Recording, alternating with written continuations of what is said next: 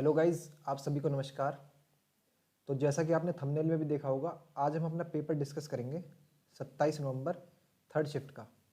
आप देखेंगे कि कैसे हम क्वेश्चंस को आसानी से और बहुत ही कम कैलकुलेशन के साथ सॉल्व कर सकते हैं। और दोस्तों, ये आप यहाँ पर देख सकते हैं, ये हमारी एक पीडीएफ आने वाली है जिसमें क्या है कि आपको मैथ के 38 शिफ्ट्स में हमारा एग्ज़ाम हुआ था दिल्ली पुलिस का। तो इन सभी का कंपाइलेशन आपको बहुत बढ़िया फॉर्म में, प्रिंटेबल फॉर्म में आपको मिल जाएगा। तो इसका लिंक आपको डिस्क्रिप्शन में मिल सकता है, तो आप इसको वहाँ से डाउनलोड कर सकते हो। तो चलिए हम स्टार्ट करते हैं आज का सेशन। क्वेश्चन नंबर 1 क्या कह रहा है? एक व्यक्ति ने अपनी यात्रा का पहला भाग 160 किलोमीटर प्रति घंटे और दूसरा भाग 240 किलोमीटर प्रति घंटे की गति से तय किया। अपने गंतव्य तक की कुल 3840 किलोमीटर की दूरी को 20 घंटे में तय किया। दूसरे भाग की दूरी बतानी है। तो देखिए, आपको दो स्पीड दी हुई है, यहाँ पर डिस्टेंस दिया है, टाइम दिया है। आपको बताना है कि वो जो सेकंड गति से चला था तो उसमें उसे कितना टाइम लगा। तो देखिए, इस सवाल को कैसे करेंगे हम। देखिए, आपके पास टोटल डिस्टेंस है 3840। तो स्पीड, टाइम का फॉर्मूला आप सभी जानते हो, डिस्टेंस अपॉन स्पीड। टाइम का फॉर्मूला होता है डिस्टेंस अपॉन स्पीड। तो डिस्टेंस मैं मान लेता हूँ कि भाई लेट उसने x दूरी तय की 160 की स्पीड से, और बाकी रिमेनिंग कितनी बची? 3840 किलोमीटर टोटल है, उसमें से x घटा दूंगा। तो रिमेनिंग थी 3840 माइनस एक्स। ये उसने तय की 240 की स्पीड से, और उसे टोटल टाइम लग रहा है 20 घंटा। तो आपसे पूछ रहा है कि दूसरे भाग की दूरी बतानी है आपको। अब देखिए, इस सवाल को हम कैसे करेंगे। तो देखिए, यहाँ पर आप क्या करोगे, इनका एलसीएम ले लीजिए। कैलकुलेशन करनी है सिंपल। इनके एलसीएम की अगर मैं बात करूँ तो ये आ जाएगा 480। तो ये 3 बार जाएगा, ऊपर आ जाएगा 3x प्लस ये 2 बार, और ऊपर आ जाएगा यहाँ पर आपका 7680। 7680 माइनस ये आ जाएगा आपका 2x बराबर 20। इसको सॉल्व करोगे तो ये आ जाएगा यहाँ पर x प्लस 7680, और ये 480 मेरा इधर चले जाएगा, क्रॉस मल्टीप्लाई हो जाएगी। तो यहाँ पर आकर ये हो जाएगा 9600। अब देखिए, यहाँ से x की वैल्यू निकल जाएगी आपकी, ये इधर आकर माइनस हो जाएगा। तो माइनस करने के बाद मैं यहाँ पर डायरेक्ट लिख देता हूँ, ये आ जाएगा 1920। तो मुझे x की वैल्यू पता चल गई। x की वैल्यू क्या है मेरी? 1920। अब x की वैल्यू को मैं यहाँ पर पुट कर दूंगा जहाँ जहाँ पर x है। मेरे से पूछ रहा है वो कि जो दूसरी दूरी उसने तय की थी उसमें समय कितना लगा। तो दूसरी दूरी कौन सी थी उसकी?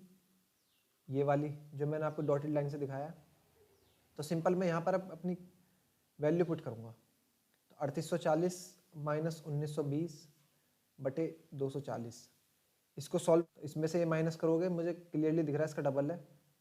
तो ये आ जाएगा 1920 और बटे 240, ये 0 से 0 कट जाएगा। इसको सॉल्व कर लोगे तो ये 8 बार चले जाएगा, 24 से 8 बार कट जाएगा। तो आपका उत्तर आ जाएगा 8। यानी जो उसने दूसरे भाग की दूरी की तय की थी वो 8 घंटे में पूरी की थी। तो इस तरह से आप x की वैल्यू निकाल के कुछ भी आपसे पूछे क्वेश्चन में आप आसानी से बता सकते हो। चलिए हम बढ़ते हैं नेक्स्ट क्वेश्चन की तरफ। क्वेश्चन नंबर 2 कह रहा है कि दो संख्याओं का योग 26 और उनका अंतर 14 है। यदि बड़ी संख्या के 3 गुने को छोटी संख्या से भाग दिया जाए तो भागफल कितना होगा। देखिए, आपको दो संख्या मैंने मान ली x और y है, उनका योग दिया है 26, उनका अंतर दिया है आपको 14। तो यहाँ से मैं x और y की वैल्यू निकाल सकता हूँ। x की वैल्यू कितनी हो जाएगी? दोनों का सम बटे 2। तो 26 और 14 40 बटे 2, ये हो जाएगा 20।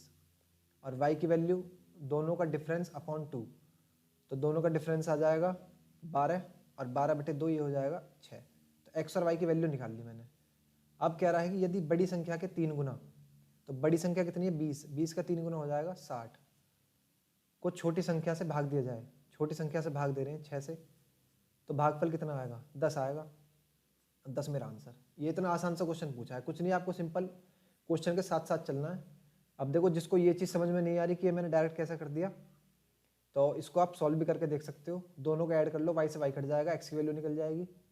फिर x की वैल्यू पुट कर देना किसी एक इक्वेशन में, फिर आपकी y की निकल जाएगी। या फिर डायरेक्ट इसका रूल याद रखो कि अगर आपको बड़ी वैल्यू निकालनी है तो दोनों का सम डिवाइडेड बाई 2, और छोटी वैल्यू निकालनी है तो दोनों का डिफरेंस डिवाइडेड बाई 2। तो चलिए आगे बढ़ते हैं हम। आइए दोस्तों बात करते हैं क्वेश्चन नंबर 3 की। कह रहा है कि ए किसी काम को 45 दिनों में पूरा कर सकता है, वह 30 दिनों तक काम करता है और फिर काम छोड़ देता है। यदि बी शेष काम 5 दिनों में पूरा करता है तो बी अकेले पूरे काम को कितने दिनों में पूरा कर सकता है। आसान क्वेश्चन। देखिए आपको इसमें केवल ए का ही दिया है कि ए किसी काम को 45 दिनों में पूरा कर सकता है। मैं मान लेता हूँ कि काम है एक, तो एक ए जो है एक दिन में एक काम करता है, तो 45 दिन में कितना काम करेगा? 45 दिन में करेगा ए 45 काम। फिर कह रहा है कि वो 30 दिनों तक काम करता है, तो 30 दिन में मैंने ऊपर ये माना है कि ए किसी काम को एक दिन में एक काम कर सकता है, तो 45 दिन में 45 काम करेगा। 30 दिनों तक उसने काम किया, तो 30 दिन में कितना कर दिया? 30 काम। करना था कितना? 45 ये, लेकिन करा है उसने 30, फिर छोड़ दिया उसने, तो शेष कितना बचा? 15। फिर कह रहा है कि यदि बी शेष काम 5 दिनों में पूरा करता है, तो शेष 15 काम 5 दिनों में पूरा करता है, तो इसका मतलब एक दिन में करता है 3 काम। बी की क्षमता है 3, तो अकेले बी पूरे काम को कितने दिनों में पूरा कर सकता है? बी की कार्य क्षमता पता चलेगी 3, टोटल वर्क कितना है हमारा? 45, तो 45/3 इसको डिवाइड कर दोगे, ये आपका सॉल्व होकर आ जाएगा 15, और 15 है आपका आंसर है। आसान सा क्वेश्चन था। चलिए आगे बढ़ते हैं, हम अगले क्वेश्चन की तरफ चलते हैं। क्या कह रहा है देखिए, स्क्रीन पर आपके अगले क्वेश्चन आ गया होगा। छोटी से छोटी संख्या वह कौन सी है जिसे 12, 10 और 11 से विभाजित करने पर शेष क्रमशः 11, 9 और 10 प्राप्त होता है। तो देखो सबसे पहले मैं 11 को उठा लेता हूँ। मेरी संख्या 4 ऑप्शन दिए गए हैं, तो चारों मेरी 11 से विभाजित है या नहीं? देखिए 329 मेरी 11 से चली, 11 से आप लास्ट से देखो 331 है। अगर मैं इसको 11 से डिवाइड करूंगा तो रिमाइंडर 1 आएगा, जबकि मुझे रिमाइंडर चाहिए 10, तो ये ऑप्शन तो एलिमिनेट। ऐसे ही तीसरा वाला भी एलिमिनेट, क्योंकि इसमें भी रिमाइंडर 1 आ रहा है।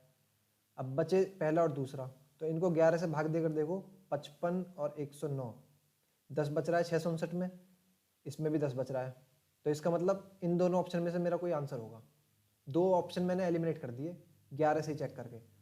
अब देखो इन 2 ऑप्शंस को अगर मैं 10 से डिवाइड करूंगा तो सभी में दोनों में 9 रिमाइंडर आ रहा है, तो 10 से चेक करने की जरूरत नहीं है, 12 से चेक कर लो।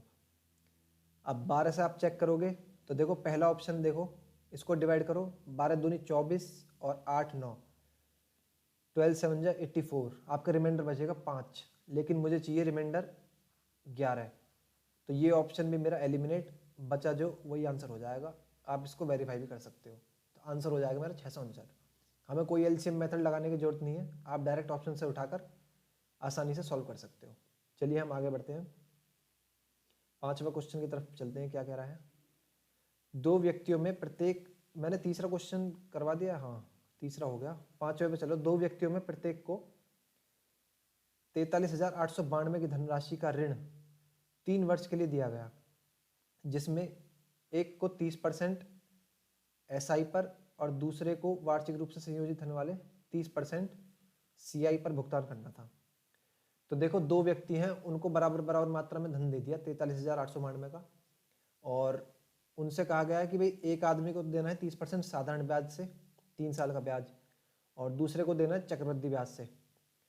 तो आपसे कह रहा है फिर इस 3 वर्ष की अवधि में प्राप्त सीआई चक्रवृद्धि ब्याज की तुलना में प्राप्त एसआई साधारण ब्याज कितने प्रतिशत कम होगा। तो ये आपको बताना है दशमलव के एक स्थान तक शुद्ध। अब देखिए आपसे रिजल्ट पूछ रहा है परसेंटेज में, तो परसेंटेज में रिजल्ट पूछ रहा है, तो इसका मतलब मुझे एक्यूरेट वैल्यू निकालने की जरूरत नहीं है, मैं आसानी से छोटी छोटी कैलकुलेशन के साथ भी इसको सॉल्व कर सकता हूँ। तो देखिए कैसे करेंगे हम इसमें कैलकुलेशन।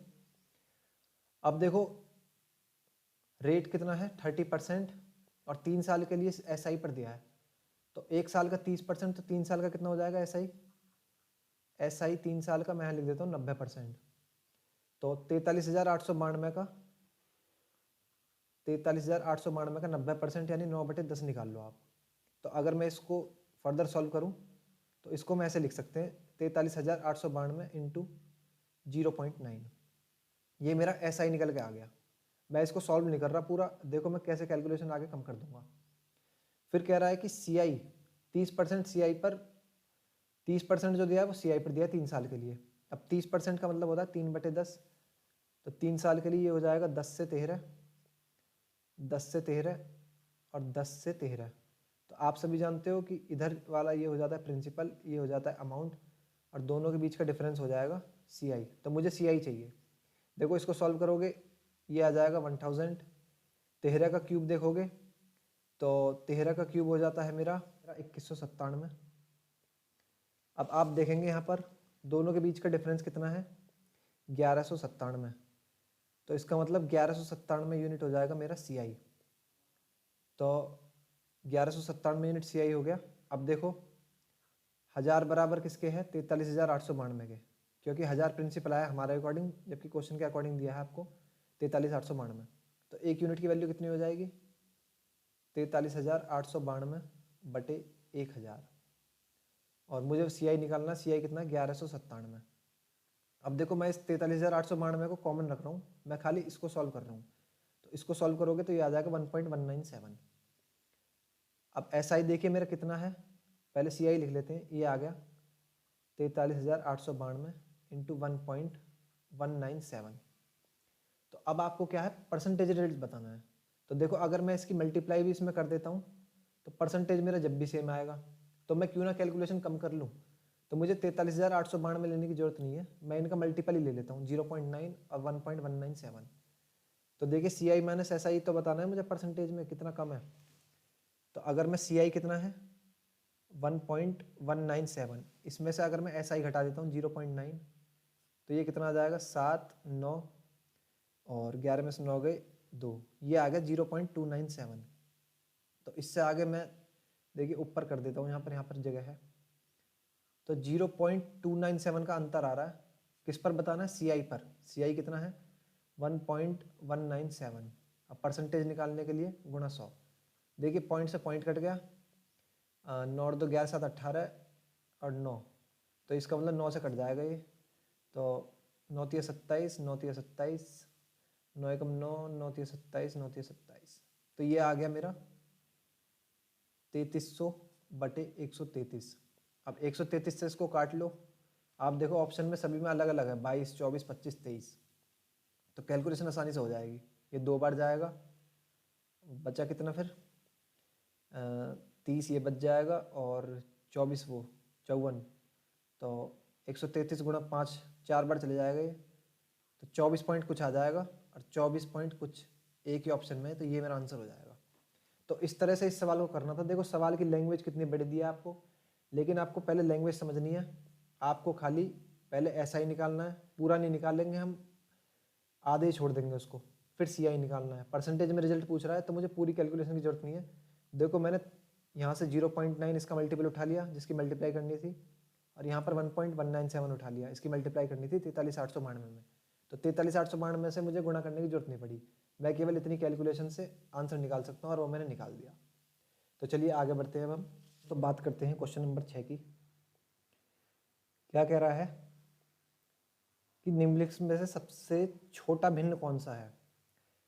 आप देखो सभी का अंतर, देखो सभी का अंतर देखो आप सेम है, इसका अंतर भी एक, इसका भी एक, सभी का देख लो आप एक एक अंतर है।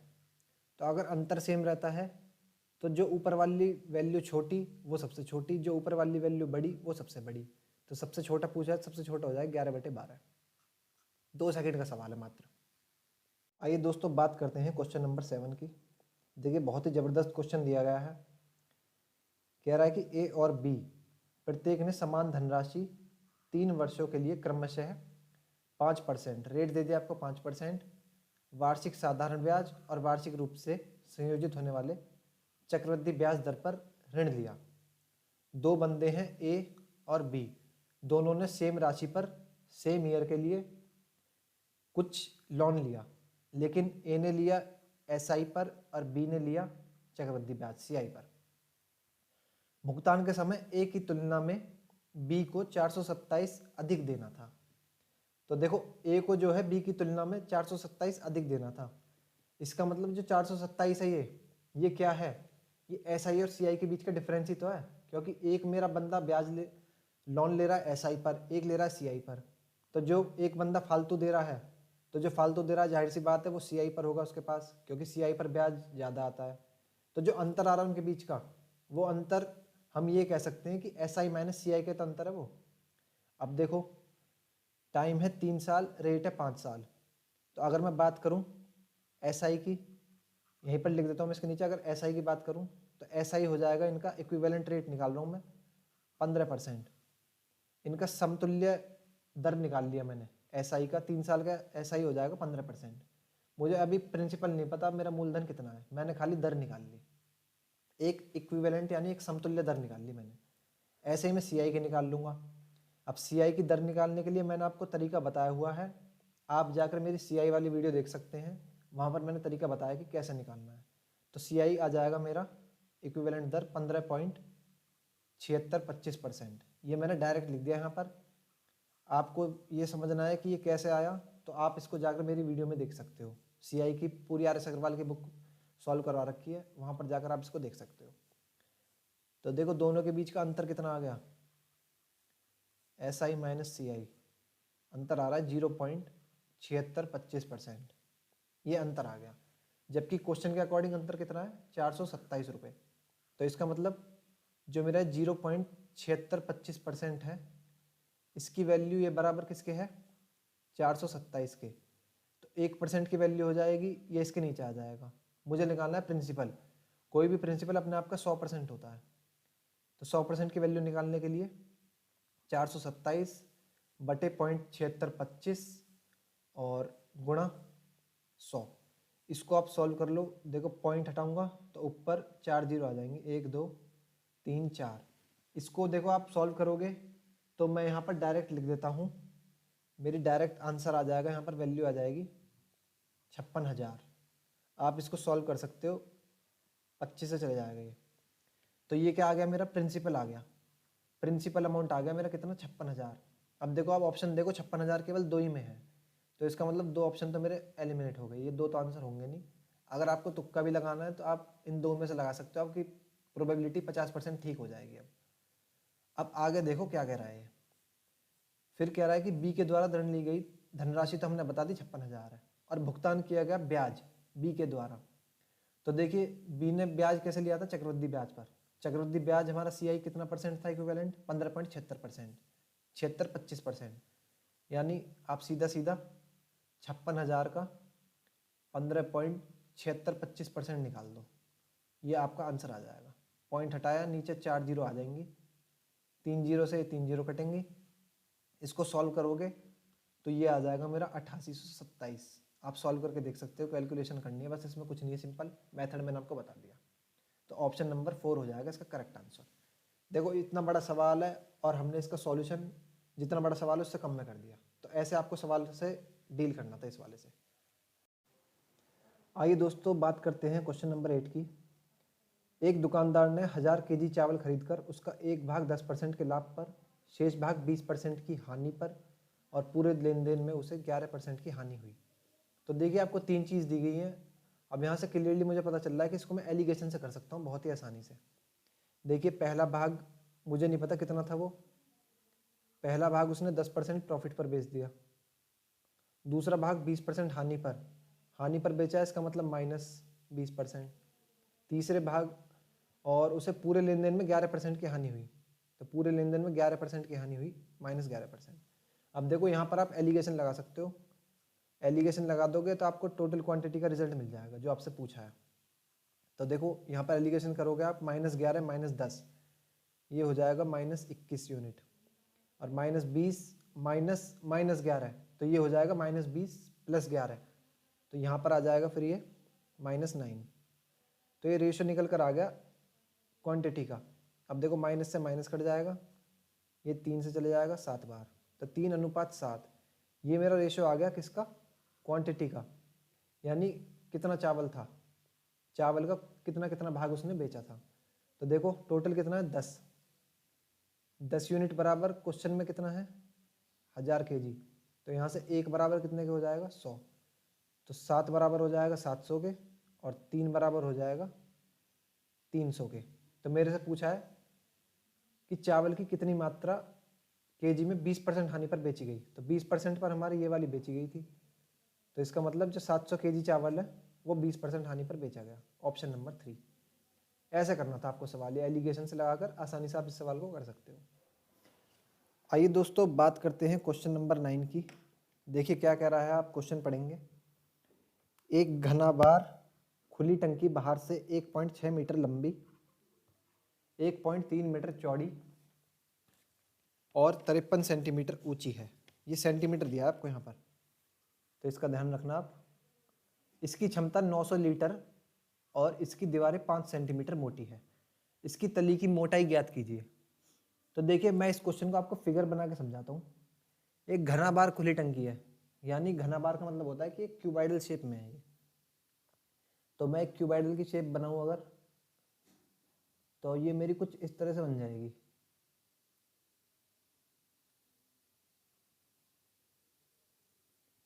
ये मैंने टंकी बना दी क्यूबाइडल शेप में।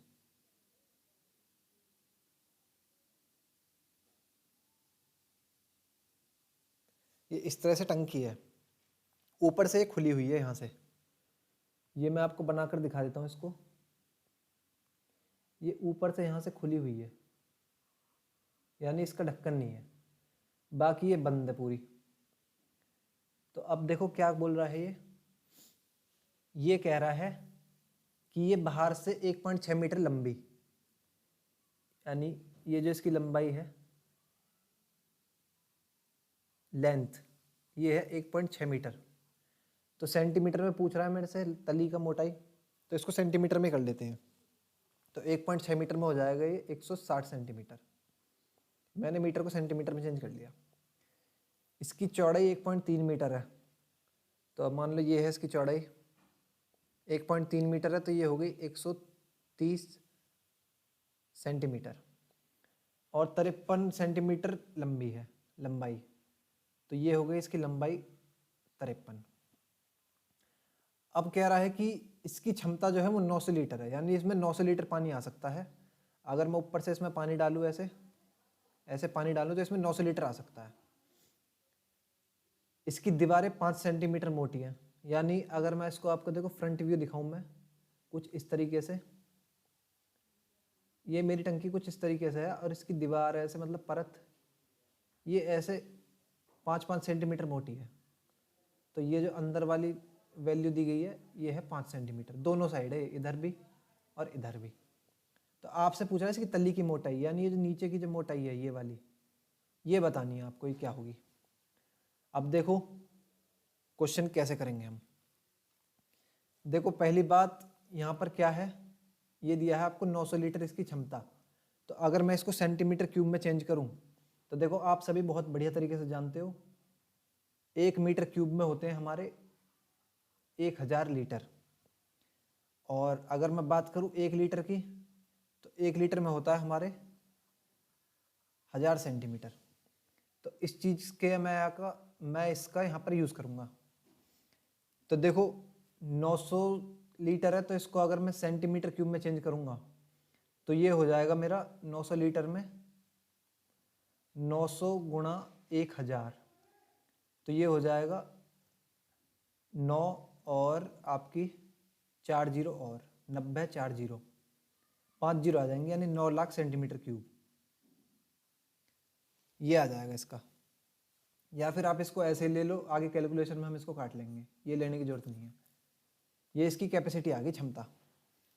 अब देखो क्यूबाइड का एरिया आप साइंस में दिया है आपको क्षमता, तो इसका मतलब हम निकालेंगे इसमें वॉल्यूम। क्यूबाइड का वॉल्यूम आप सभी जानते हो, वॉल्यूम होता है length into breadth into height. तो लेंथ कितनी है आपकी 150, लेकिन यहाँ पर 160 है, तो आपके मन में सवाल आएगा 150 क्यों ली है। क्योंकि मुझे खाली अंदर अंदर की निकालनी है ना, मुझे जो दीवार की मोटाई है इससे मतलब नहीं है। तो 5 मैंने इधर से काट दी, 5 मैंने इधर से काट दी, तो इसलिए 5-5 कट गई दोनों साइड से, 10 हो गई लेंथ। सेम ऐसे ही ब्रेथ 10 कम हो जाएगी, 5 एक साइड से 5 एक से, तो ब्रेथ आएगी मेरी 120। और हाइट मेरी 53 पूरी है, लेकिन मुझे ये वाली लेंथ निकालनी है, ये वाली लेंथ मुझे निकालनी है, ये वाली। तो 53 तो मेरी पूरी है यहाँ से लेके यहाँ तक। मैं मान लेता हूँ कि ये लेंथ है मेरी, मोटाई m मान लिया मैंने इसको। तो ये इतनी, अगर इतनी मैं बात करूँ आपसे, केवल इतनी फिगर में देखो आप, तो ये कितनी हो जाएगी, 53 पूरी है, 53 में से m घटा दूंगा, तो ये मान ली मैंने, ये है मेरी 53 माइनस m, और ये सभी बराबर है, वॉल्यूम कितना है 900 गुणा 1000, जो हमने यहाँ पर वॉल्यूम निकाला था ये वाला।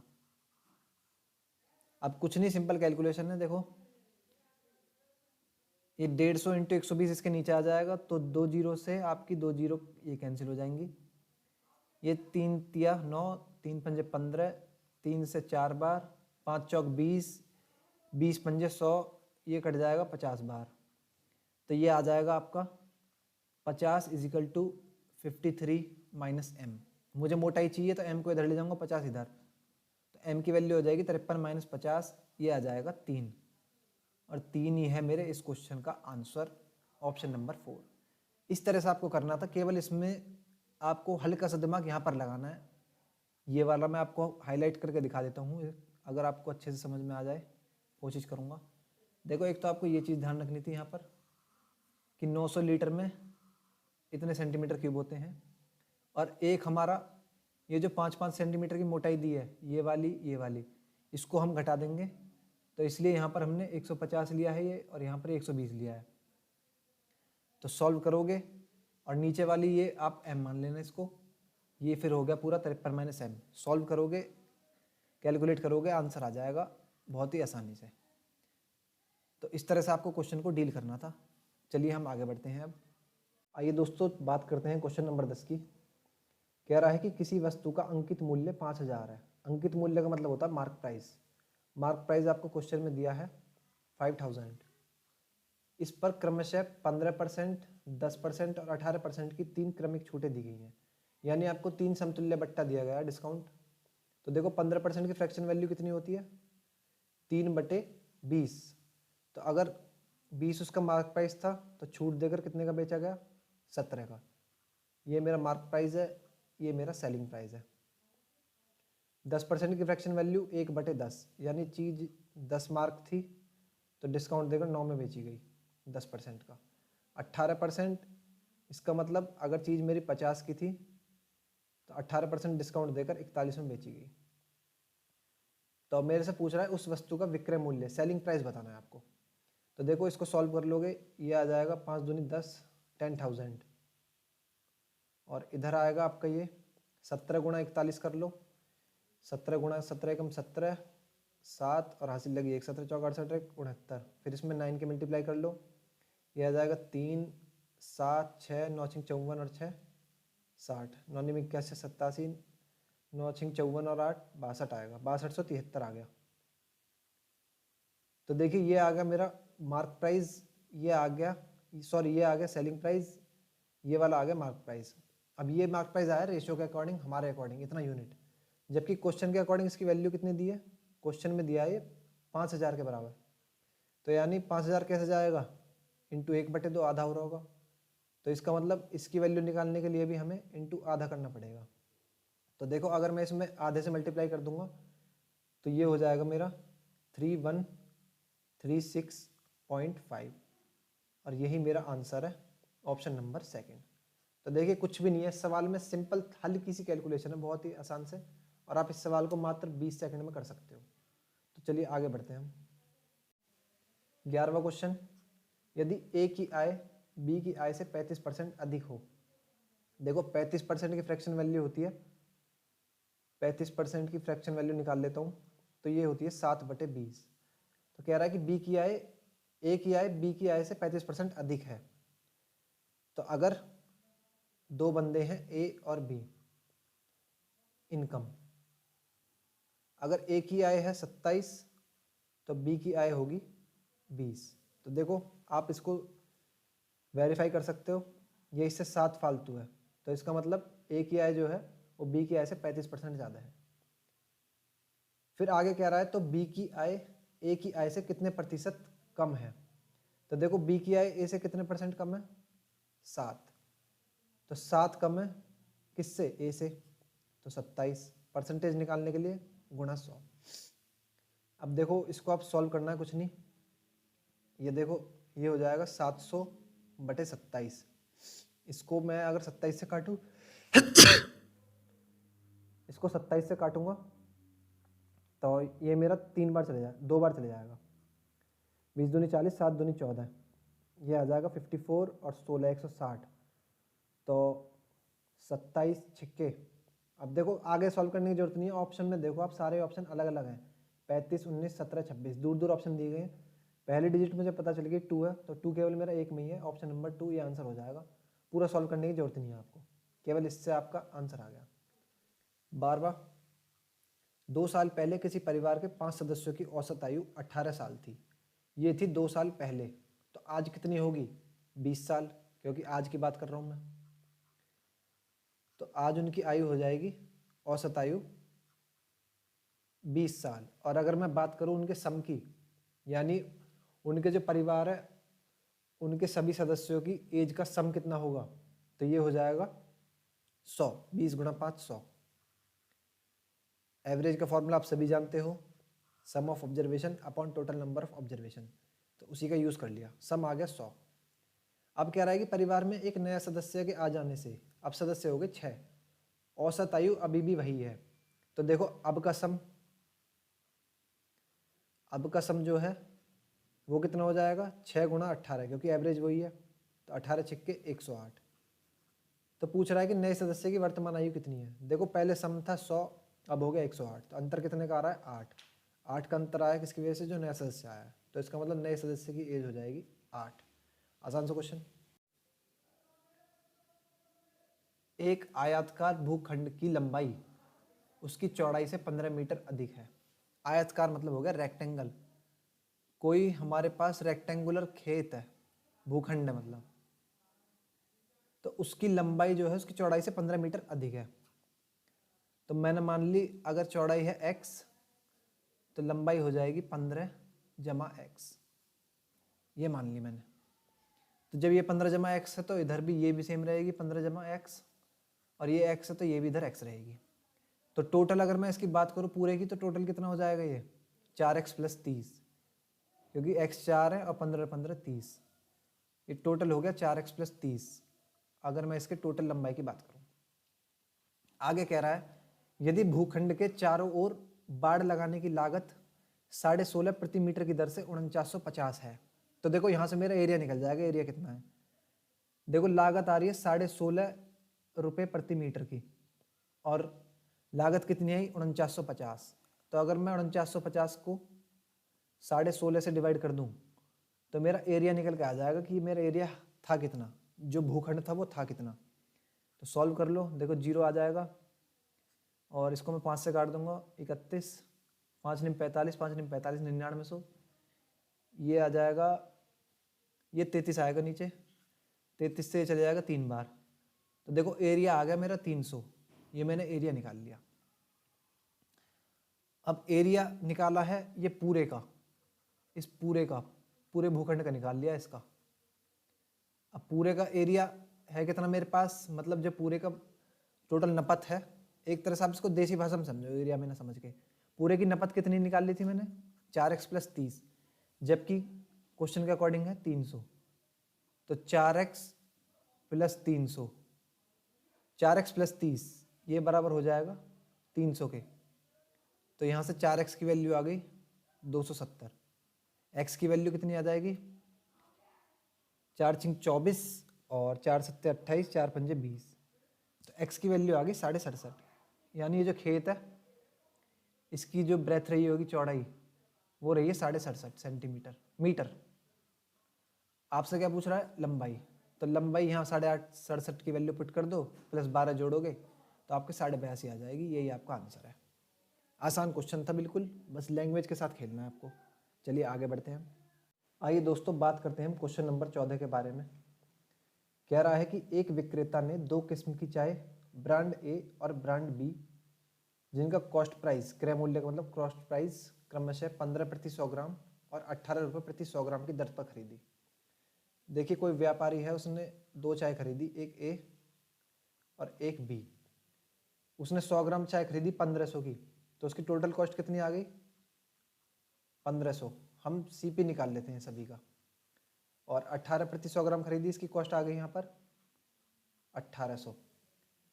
फिर कह रहा है कि और उनका एक निश्चित अनुपात में मिश्रण तैयार किया, उनको मिला दिया। अब बाद में उसने मिश्रण को 20 रुपये प्रति 100 ग्राम की दर पर बेचकर 20% लाभ अर्जित किया। तो देखो सेलिंग प्राइस उसने कितने में बेचा, 2000 में, 20 रुपये में 100 ग्राम बेची तो 2000 था उसका सेलिंग प्राइस, और इस सेलिंग प्राइस पर उसने 20% प्रॉफिट अर्न किया। तो 20% की फ्रैक्शन वैल्यू आप सभी जानते हो कितनी होती है, 1/5, यानी 5 की चीज़ उसने 6 में बेची तो उसे 20% का प्रॉफिट हो गया। तो यहाँ से मुझे पता चल गया कि CP है मेरा 5 और SP हो जाएगा 6, परसेंटेज से निकाल दिया मैंने। अब SP हमारे अकॉर्डिंग है 6, जबकि क्वेश्चन के अकॉर्डिंग है 2000, तो 6 यूनिट बराबर है 2000 के, तो 1 यूनिट की वैल्यू पॉइंट में आएगी, तो इसको मैं सॉल्व कर लेता हूँ। ये आ जाएगा 1000/3, 5 यूनिट की वैल्यू आ जाएगी 5000/3। ये मैंने डायरेक्ट सॉल्व कर दिया, कैलकुलेशन कर लेना आप। तो CP आ गया मेरा यहाँ पर 5000/3, क्योंकि मैंने शुरू में क्वांटिटी CP में ली है, तो मुझे इसका मतलब ये वाली भी CP में लेनी होगी। अब देखो यहाँ से एलिगेशन लगा दूंगा मैं। तो देखो यहाँ पर /3 है, इस /3 को ख़त्म करने के लिए ×3 यहाँ पर करूँगा, तो आपको ×3 यहाँ पर भी करना होगा, यहाँ पर भी। तो ये कितना हो जाएगा आपका 4500, ये हो जाएगा 5400, और ये हो जाएगा आपका 5000, 3 से 3 कट जाएगा। तो देखो अब यहाँ पर आपकी कैलकुलेशन आसान हो गई, एलिगेशन लगा दो, 5000 में से 4500 गया, ये आ गया 500, और 5400 में से 5000 गया, ये आ गया 400, 0 से 0 गई, तो रेशियो आ गया आपका 4:5। आपसे रेशियो ही पूछ रहा है, मिश्रण में ब्रांड A और ब्रांड B की चाय का अनुपात कितना है, तो 4:5, ये आपका आंसर हो जाएगा ऑप्शन नंबर 1। बस इसमें आपको केवल यहाँ पर ध्यान रखना है कि ये जो आपको दिया है, यहाँ पर आपको SP की वैल्यू दे दी 2000, SP दे दिया 2000, तो परसेंटेज की हेल्प से आप SP दे रखा है, CP निकाल सकते हो आसानी से, और CP निकल जाएगा, फिर आप एलिगेशन लगाओ और आंसर आपके सामने। क्वेश्चन नंबर 15 के बारे में कह रहा है कि एक मोटरसाइकिल की पेट्रोल से पूरी भरी टंकी 30 दिनों के लिए पर्याप्त है। हमें नहीं पता कि टंकी कितनी है वो। यदि कोई सवार प्रतिदिन 20% ज़्यादा पेट्रोल की खपत करता है, यानी वो हर दिन 20% एक्स्ट्रा फूकता है जितना पहले फूक रहा था, तो पेट्रोल की पूरी भरी टंकी कितने दिनों के लिए पर्याप्त होगी। मैं मान लेता हूँ कि भाई उसकी जो टंकी थी वो थी 300 लीटर की, 300 लीटर मान लिया, तो 30 दिन के लिए पर्याप्त है, तो इसका मतलब एक दिन में फूक रहा होगा वो 10 लीटर। तो एक दिन में वो तेल अपनी खपत कर रहा है 10 लीटर, तो अगर एक दिन में 10 लीटर करता है तो 30 दिन में कर देगा 300, तो 300 लीटर उसकी मान ली टोटल टंकी है। अब कह रहा है कि यदि कोई सवार, वो व्यक्ति प्रतिदिन 20% ज़्यादा पेट्रोल खपत करता है, यानी पहले कर रहा था 10, अब कर रहा है 12, अब वो एक दिन में खर्च कर रहा है 12 लीटर, तो पेट्रोल की पूरी टंकी कितने दिनों के लिए पर्याप्त होगी। तो देखो टोटल टंकी कितनी है 300 लीटर की, अब खर्च कर रहा है वो एक दिन में 12, तो 300 को कितने दिन में खर्च करेगा, डिवाइड कर दूंगा, 12 दूनी 24, 12 पंजे 60, यानी 25 दिन में वो अब पूरी टंकी खर्च कर देगा। ऐसे कर लेना था आपको, बेसिक से सवाल ये।